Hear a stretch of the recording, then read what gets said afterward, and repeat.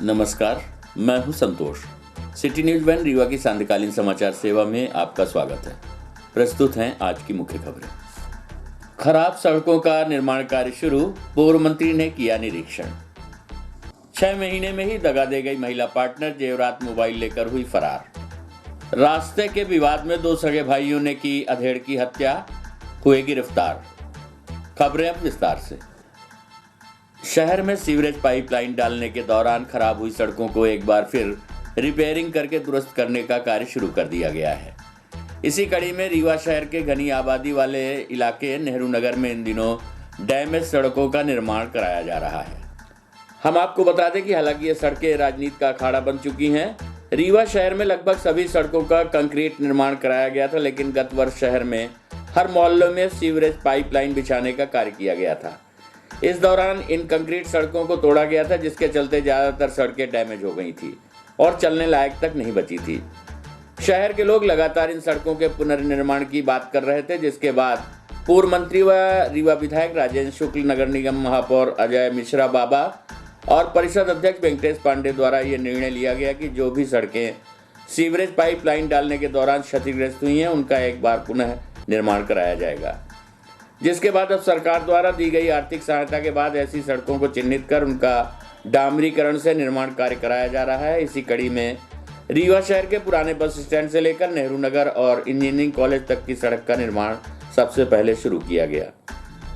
इस निर्माणाधीन सड़क का निरीक्षण करने आज पूर्व मंत्री स्थानीय विधायक राजेंद्र शुक्ल, परिषद अध्यक्ष वेंकटेश पांडे सहित रीवा कलेक्टर मनोज पुष्प पहुंचे और निर्माणाधीन सड़क की गुणवत्ता को देखकर ठेकेदार को निर्माण के दौरान गुणवत्ता का ध्यान रखने के लिए निर्देशित किया। रीवा विधायक ने कहा कि हम जल्द से जल्द शहर की सभी सड़कों को दुरुस्त कर देंगे और एक बार फिर उन्हें डामरीकृत कर चलने लायक बना देंगे। प्रस्तुत है पूर्व मंत्री राजेंद्र शुक्ल से प्राप्त जानकारी के अंश। क्या क्या है नेहरू नगर मार्ग का, काफ़ी समय से इसकी ज़रूरत थी लोगों को। रीवा शहर में जब से सीवरेज का काम शुरू हुआ, सीवर लाइन डालने के लिए, जो कि बहुत ज़रूरी काम वो भी था, कई रोड डैमेज हो गई थी और उसके रेस्टोरेशन फिर से उसके निर्माण की मांग लंबे समय से थी, जिसको कि उसके ऊपर 50 और 30 mm के डामर से जो ये रोड बन रही है, उससे ऐसी सभी सड़कें जो डैमेज हुई थी वो सब ठीक हो जाएंगी। देखिए, लोगों में बड़ा उत्साह है, खुशी है कि ये जो सलूशन निकाला गया डैमेज हुई सड़कों को रिपेयर करने का, उससे रोड पहले से भी बेहतर बन के तैयार हो गई। रास्ते के विवाद में अधेड़ की हत्या, 2 सगे भाइयों के ऊपर हत्या का आरोप, आरोपी गिरफ्तार। रीवा के चौराटा थाना क्षेत्र अंतर्गत ग्राम बरवाह में बीते 15 जनवरी को एक अधेड़ व्यक्ति के ऊपर रास्ते के विवाद को लेकर जानलेवा हमला किया गया था, जिसकी आज अस्पताल में उपचार के दौरान मृत्यु हो गई और आरोपी गिरफ्तार कर लिए गए। आपको बता दें कि वारदात को अंजाम देने वाले दोनों आरोपी गांव के ही बताए जा रहे हैं, जिन्हें पुलिस ने गिरफ्तार कर लिया है। घटना के संबंध में घायल राजकुमार सिंह के पुत्र आकाश सिंह ने बताया कि वह चौराटा थाना क्षेत्र अंतर्गत ग्राम बरवाह का निवासी है, जहां 15 जनवरी को मृतक आरोपियों के जमीन से अपने खेत की ओर जा रहा था, तभी आरोपियों ने उसके ऊपर लाठी और राड से हमला कर दिया। इसकी आज संजय गांधी अस्पताल में उपचार के दौरान मौत हो गई। मृतक के पुत्र आकाश सिंह ने बताया कि आरोपियों के द्वारा उसके पिता के साथ पहले भी गाली गलौज की जा रही थी, लेकिन घटना दिवस आरोपियों ने उन पर पीछे से हमला कर दिया था। परिजनों की रिपोर्ट पर आरोपी विजय सिंह, पुष्पेंद्र सिंह को पुलिस ने गिरफ्तार कर लिया है। इस दौरान मृतक के पुत्र ने बताया कि आरोपी गणों द्वारा उसे जान से मारने की धमकी भी दी जा रही है। आइए सुनते हैं मृतक के पुत्र आकाश सिंह से प्राप्त जानकारी के अंश। आकाश सिंह, ये आपके पापा के साथ घटना हुई है, कैसे घटना हुई? घटना हुई है, पापा जी अकेले खेत जा रहे थे, तो उनका खेत पहले पड़ता है, तो दोनों भाई लाठी और रॉड लेके पीछे से मारे, फिर बहुत मारे, लाठी बहुत बेरहम तरीके से। तो कौन थे? पुष्पेंद्र सिंह और विजय सिंह। विवाद काहे का था? विवाद कुछ नहीं था, बस थोड़ा उनका खेत रास्ता नहीं है तो आने जाने का है, तो गाड़ी को लॉज देते थे और फिर हो गया बेरहम तरीके से। फिदात में बैठे थे मारने, पापा जी हमारे अकेले थे, तो फिर बहुत मारे हैं। और आज घटना कब हुई थी? 15 तारीख को। आप लोगों का पहले कभी कोई विवाद नहीं? उनसे कुछ विवाद नहीं था, वो गांव के हैं, उनसे कोई मतलब कुछ विवाद नहीं था। बस वही था कि उनका लड़का मतलब गाड़ी को लॉज गाँव जा मतलब माफिया मतलब कुछ भी पैसे वाले हैं तो दबाव देते, हमेशा दबाव दिया करते थे कि ऐसा कर देंगे वैसा कर देंगे। तो हम लोग पापा जी को अपने दबाया करते कि पापा जी हो गया, कहने दीजिएगा, कुछ ना बोलिएगा। तो उस दिन वो फिदात में मारने की थे जान से, लेकिन आज वो चीज़ हो गई है। और ये ग्राम बरवा है और पोस्ट पे पखड़ा, जिला रीवा, थाना चौराहा की है। और वो यही चीज़ बार बार दोहरा रहे हैं कि निकलेंगे तो फिर से हम जान से मार देंगे जिसको मिलेंगे। गिरफ्तार हो चुके हैं, लेकिन यही धमकी आ रही है उनके पापा और इधर उधर के जो बहुत पैसे वाले हैं तो हम लोग गरीब आदमी हैं। तो यही चीज़ मतलब बहुत वो हैं, तो हमेशा यही धमकी। अभी हॉस्पिटल एक दिन आए थे गांव के, वो भी बोल रहे थे, उनके साथ में बता रहे थे कि ऐसा है तो थोड़ा सतर्क रहिएगा, है ना। तो हम लोग गरीब हैं इसलिए, और सरकार से यही, पुलिस वालों से, सर से, लोगों से यही है कि उस कड़ी से कड़ी उम्र कैद की सज़ा दें। यही मतलब हमारा कोई नहीं है। अब 6 महीने भी नहीं चल पाया लिव इन का इकरारनामा, पैसे और जेवरात लेकर युवती हुई गायब। कोर्ट में की थी लव मैरिज, दगा दे गई महिला। एसपी के पास पहुंची शिकायत। आपको बता दें कि लिव इन रिलेशन का इकरारनामा 6 महीने भी नहीं चल पाया, महिला पार्टनर दगा दे गई।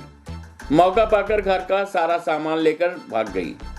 बेवफाई की शिकायत लेकर पति व पुरुष पार्टनर पुलिस अधीक्षक की चौखट पर पहुंचे। जानकारी के मुताबिक हनुमाना तहसील के शाहपुर थाना क्षेत्र के डी गांव के युवक चेतन पांडे का बिछिया थाना क्षेत्र के बैसा गांव की लड़की से प्रेम प्रसंग चल रहा था। इसके बाद पन्ना कोर्ट से लिव इन रिलेशन के इकरारनामे में दोनों ने एक दूसरे के साथ जिंदगी भर साथ रहने की कसम खाई। दोनों रीवा शहर में किराए का मकान लेकर रह रहे थे। पति के मुताबिक उसका विवाह स्वाति मिश्रा से हिंदू रीति रिवाज के साथ 16 जून 2022 को हुआ था। इस दौरान दोनों पक्ष के परिवारजन भी उपस्थित थे। विवाह के बाद विश्वविद्यालय थाना क्षेत्र के अनंतपुर में किराए के कमरे में वो रह रहे थे। पीड़ित पति ने बताया कि वो अपने साथ कुछ भी नहीं लाई थी, वहीं उसके पास रखे पैसा व बनवाए गए जेवरात लेकर वह चंपत हो गई। पति के मुताबिक 19 नवंबर को अपने किराए के मकान से नौकरी के लिए गया था। जब वापस लौटा तो पत्नी घर पर नहीं थी। बिना कुछ बताए वो 15,000 रुपए, 2 मोबाइल व सोने चांदी के आभूषण लेकर कहीं चली गई। पति ने मायके पक्ष के लोगों से जानकारी ली तो पता चला कि वो मायके में नहीं है। 3 दिन के बाद उसके मोबाइल पर पत्नी ने फोन कर कहा कि वह अब नहीं आएगी। पति के मुताबिक इसके पहले भी वह कई बार जा चुकी थी, जो पूछने पर बताती थी कि वो जबलपुर में है। पति ने बताया कि अब वो वापस नहीं आना चाहती। साथ ही उसके माता पिता का कहना है कि उसकी शादी वे गुड़ में करना चाहते हैं। पीड़ित पति ने एसपी को दिए आवेदन में कहा कि भविष्य में यदि स्वाति के साथ कुछ होता है तो उसकी जिम्मेवारी मेरी नहीं होगी। साथ ही कहा गया कि लगातार उसके व किसी युवक द्वारा उसे जान से मारने की धमकी दी जा रही है। प्रस्तुत है शिकायतकर्ता युवक चेतन पांडे से प्राप्त जानकारी के अंश। बताइए क्या नाम है, क्या समस्या है? चेतन पांडे नाम है। समस्या ग्राम डीही की जी, थाना शाहपुर जी। क्या आज आप आए हैं एसपी कार्यालय, क्या समस्या है? समस्या ये है कि हमारी बीवी मैके चली गई। मैं ड्यूटी चला गया था, चुपचाप बिना बताए चली गई थी। अब बोलती है कि मैं नहीं आऊँगी, दूसरी जगह शादी करना चाहती हैं अंबुज शुक्ला के साथ, शुक्लगमा, और उनके माता पिता खुद राजी हैं। तो मैं यही चाहता हूँ कि हमें न्याय चाहिए, और ये है कि ऐसी लड़कियाँ ना आए तो अधिक अच्छा रहेगा। और हम लड़कों को न्याय चाहते हैं कि न्याय होना चाहिए हमारे सब। शादी क्या घटना हुई है? शादी आपने की कहाँ? शादी हमने किया था पहले कोर्ट मैरिज पन्ना में, इसके बाद आनंद गार्डन देवतलाव से हुई थी हमारी शादी। 2 बार शादी? 2 बार शादी हुई थी, एक सामाजिक एक कोर्ट मैरिज शादी हुई थी। उसके बावजूद भी वो चली गई? जी, उसके बावजूद भी वो चली गई और उसके घर वाले रख लिए। और अभी वो उसके माँ बाप भी बोलते हैं कि हम शादी वहाँ करना चाहते हैं, और उन लोग उल्टा पुल्टा बोलते हैं कि हम मार डालेंगे, और ऐसी बात करते हैं। दम जान के खतरा भी है हमारे। वो लड़का भी फ़ोन लगाता है जिससे वो शादी करना चाहती है, वो भी बोलता है कि मैं उठवा ले जाऊंगा तुमको, लोकेशन लगाया हूँ, ऐसा सब बोलता है वो। फ़ोन करके बोलता है। सामान क्या क्या लेके? सामान लेके गई मंगलसूत्र और नथिया कान की और कान की वाली और 2 मोबाइल लेके चली गई है। ये कहाँ है इनका मायका? इनका मायका है बैसा है, बिछिया थाना लगता है। उनके पिताजी का नाम है राबेन मिश्रा। कहाँ पे किराए पे रह रहे थे आप? किराए पे मैं रहता था ये आनंदपुर वार्ड क्रमांक 10 शारदा ठीया के पास में रहता था। ये शादी कब हुई थी आपकी, किस महीने में? शादी हमारी हुई थी 16/6/2022 को हुई थी वहाँ पन्ना में, और 22/6/2022 को देवतलाव गार्डन से हुई थी। अभी कितने तारीख को यहाँ से गई है? ये अभी गई है 19 नवंबर को गई है, 19 नवंबर 2022 को गई है। अब आप फोन लगाते हैं तो क्या अब फ़ोन लगाते हैं तो धमकी देती है कि हम नहीं आएंगे, तुम्हारे ऊपर कार्रवाई रिपोर्ट करेंगे, दहेज प्रथा लगाएंगे, जो कि 1 रुपये दहेज वगैरह हमको नहीं मिला हुआ था। रीवा में बिजली विभाग के अधिकारियों की लापरवाही से गई युवक की जान। 15 दिनों से जमीन पर पड़ा था तार। गढ़ थाना क्षेत्र के ग्राम टिकरू की घटना। 5 दिन पूर्व हुई थी पिता की मौत, अब बुझ गया घर का चिराग। जिले के गढ़ थाना अंतर्गत ग्राम टिकरी 32 में आज खेत में सिंचाई करने जा रहा युवक बिजली विभाग की लापरवाही की भेंट चढ़ गया। बताया गया है कि 11,000 केवी की विद्युत लाइन का तार विगत 15 दिनों से जमीन पर लटक रहा था, जिसकी सूचना ग्रामीणों द्वारा कई बार बिजली विभाग को दी थी, लेकिन अधिकारियों द्वारा उस पर ध्यान नहीं दिया गया, जिसके कारण आज एक युवक की बलि चढ़ गई। मृतक युवक का नाम मुकेश पटेल बताया गया, जो टिकुरी 32 का निवासी है। युवक अपने खेत में सिंचाई करने के लिए जा रहा था और विद्युत तार की चपेट में आ गया, जिसमें करंट लगने से उसकी मौत हो गई। घटना के बाद आक्रोशित ग्रामीणों ने विरोध प्रदर्शन शुरू कर दिया और मौके पर कलेक्टर के आने की बात कर रहे हैं। साथ ही बिजली विभाग के अधिकारियों के विरुद्ध FIR दर्ज करने और पीड़ित परिजन को मुआवजा दिए जाने की मांग की जा रही है। ज्ञात हो कि 5 दिन पहले मृतक के पिता की बीमारी के कारण मौत हो गई थी। परिजन शोक में डूबे हुए थे और अब घर का चिराग भी बुझ गया। मौके पर तनाव की स्थिति है और ग्रामीण आक्रोशित हैं। प्रस्तुत है घटना के संबंध में पुलिस अधीक्षक नवनीत भसीन से प्राप्त जानकारी के अंश। गढ़ में एक व्यक्ति की बॉडी जो मिली है, उसको लेकर अभी थाना प्रभारी द्वारा मौका मुआयना किया जा रहा है। साथ ही SDP और SDM साहब भी थाने पहुंच गए हैं। वे चर्चा कर रहे हैं परिवारजनों से, और उनकी मृत्यु का कारण क्या रहा है, जो परिवारजन बता रहे हैं करंट लगने से, तो इस प्रकार का जो भी उन्होंने बताया है, तो उसका परीक्षण हम लोग कर रहे हैं और अभी उनसे चर्चा करके जो शव है उनका पोस्टमार्टम कराया जाएगा। मर्ग जांच में जो भी फैक्ट्स आएंगे जांच के दौरान, उसके अनुसार हम लोग अग्रिम कार्रवाई करेंगे। हाँ जी, परिवारजनों को इस प्रकार की आशंका है कि यहाँ पर जो तार बिजली के थे उनके कारण इनकी डेथ हुई है। तो उन लोगों ने जब इस बात को बताया तो एक टीम मौके पर रवाना की गई और उनसे SDM SDP चर्चा करके उनको बता रहे हैं कि जो भी इसमें जांच में आएगा उसके अनुसार हम लोग कार्रवाई करेंगे। समान पुलिस ने 3 गुना ज्यादा पैसा दिलाने का लालच देकर ठगी करने वाले गिरोह के CMD को लिया हिरासत में। समान पुलिस ने जेल में बंद ठगी के आरोपी को रीवा न्यायालय से प्रोडक्शन वारंट लेकर छत्तीसगढ़ से धोखाधड़ी के आरोपी को रिमांड पर लिया है। आपको बता दें कि पीड़ित राकेश कुमार अहिरवार पिता मुन्नालाल अहिरवार निवासी ढेरा थाना सोहागी जिला रीवा द्वारा शिकायत की गई कि SUSK इंडिया लिमिटेड कंपनी के डायरेक्टर सुनील कुमार तिवारी एवं CMD के द्वारा 8 वर्ष में पैसा फिक्स करने पर बैंक तुरंत 3 गुना भुगतान करती है। इसके अलावा भी अन्य प्लान RD खाता के बारे में भी बताकर लालच दिया था, जिससे प्रभावित होकर फरियादी और अन्य लोगों के द्वारा 3,50,000 रुपये वर्ष 2011 में जमा किया था, जिसका मैच्योरिटी 2016 में आना था। पैसा न मिलने पर फरियादी काफ़ी परेशान हो गया। नेहरू नगर ब्रांच पहुंचे तो ब्रांच बंद मिली। साथ ही सुनील तिवारी इंदौर में घर बनाकर रहने लगा। दूरभाष से संपर्क पर स्वयं जिम्मेवारी लेते हुए 4 गुना पैसा दिलवाने का झांसा देता रहा, जिससे फिर फरियादी लालच में पड़े और अपना मुंह बंद कर लिया और 2016 से 2021 तक इंतजार किया। पैसा मिलने की उम्मीद नहीं होने पर पुलिस अधीक्षक कार्यालय पहुंचकर शिकायत दर्ज कराई, तो समान पुलिस ने शिकायत पर SUSK इंडिया लिमिटेड कंपनी के डायरेक्टर सुनील कुमार तिवारी और CMD के विरुद्ध धारा 406, 420, 34 के तहत अपराध पंजीबद्ध कर विवेचना में लिया गया है।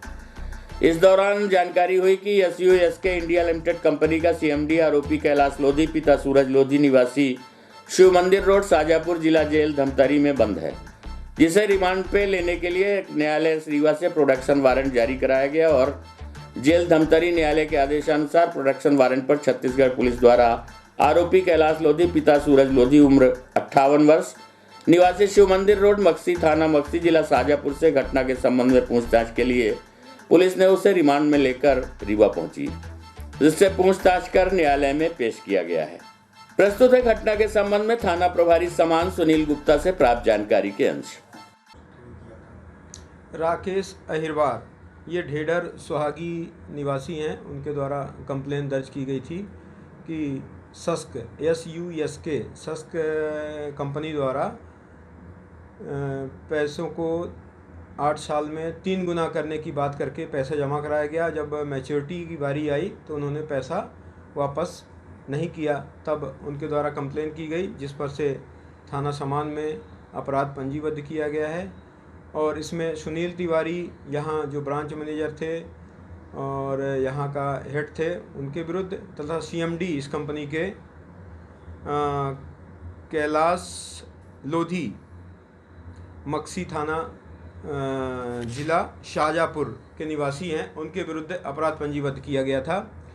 और कैलाश लोधी के विरुद्ध पूर्व से मध्य प्रदेश तथा छत्तीसगढ़ में 6 थानों में अपराध पंजीबद्ध हैं और ये वर्तमान में धमतरी छत्तीसगढ़ जेल में बंद थे। अपने न्यायालय के माध्यम से उसका प्रोडक्शन वारंट के जरिए तलब किया गया और उसका पुलिस रिमांड लेके पूछताछ की गई।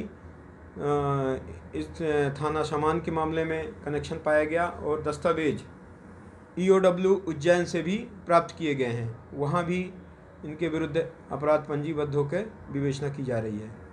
कब से फरारी काटे थे? अभी थाना समान के मामले में सुनील तिवारी की गिरफ्तारी नहीं हुई है तथा कैलाश लोधी की गिरफ्तारी हो चुकी है और अन्य थानों में भी इनके विरुद्ध अपराध पंजीबद्ध हैं। लगभग कितने लोगों को चूतिया बनाए थे यहाँ रीवा शहर में? रीवा शहर में तो कई लोगों को, लेकिन कंप्लेन में राकेश अहिरवार आए हैं। और चूँकि यहाँ कंपनी बंद हो चुकी है, यहाँ किराए संचालित थी, वो स्थान भी अब दूसरे लोग ले लिए हैं किराए से, दस्तावेज भी नहीं मिल पाए हैं। मुख्य आरोपी रीवा के ब्रांच में सुनील तिवारी हैं, उनकी गिरफ्तारी अभी नहीं हुई है। उनके गिरफ्तार होने पे अन्य जानकारी प्राप्त होगी। मेडिकल कॉलेज रीवा में जिला स्तरीय क्विज स्वास्थ्य एवं प्रशिक्षण शिविर का आयोजन किया गया। इस शिविर के माध्यम से स्कूली बच्चों को चयनित कर उनको प्रशिक्षण दिया जाएगा। ज्ञान गंगा योजना के तहत इन बच्चों को अमृत मित्र कहा जाएगा। आपको बता दें कि प्रशिक्षित बच्चे अपने स्कूलों में जाकर खून की कमी की जांच करेंगे, साथ ही दृष्टि दोष के मरीजों को भी चिन्हित करेंगे। इस संबंध में जानकारी देते हुए चिकित्सकों ने कहा कि हमें एनीमिया मुक्त जिले को करना है, जिसके लिए ज्ञान गंगा योजना के तहत ये प्रयास किया जा रहा है, जिसमें शहरी क्षेत्र के 22 स्कूल के बच्चों को क्विज के माध्यम से चयनित किया गया है और इन बच्चों को प्रशिक्षण देकर अमृत मित्र बनाया जाएगा, जिसके बाद ये सभी बच्चे अपने विद्यालयों में जाकर के बच्चों की खून की जांच, दृष्टि दोष की जांच करेंगे। इसके बाद ये चिन्हित बच्चों की सूची तैयार कर अपने स्कूल के शिक्षक और प्राचार्य को सौंपेंगे। इनके द्वारा वो सूची हमें दी जाएगी। हमारा प्रयास है कि हमें रीवा जिला एनीमिया मुक्त बनाना है। उन्होंने कहा कि ये आयोजन जनवरी माह से शुरू हुआ है, जो अगले 1 वर्ष तक चलेगा।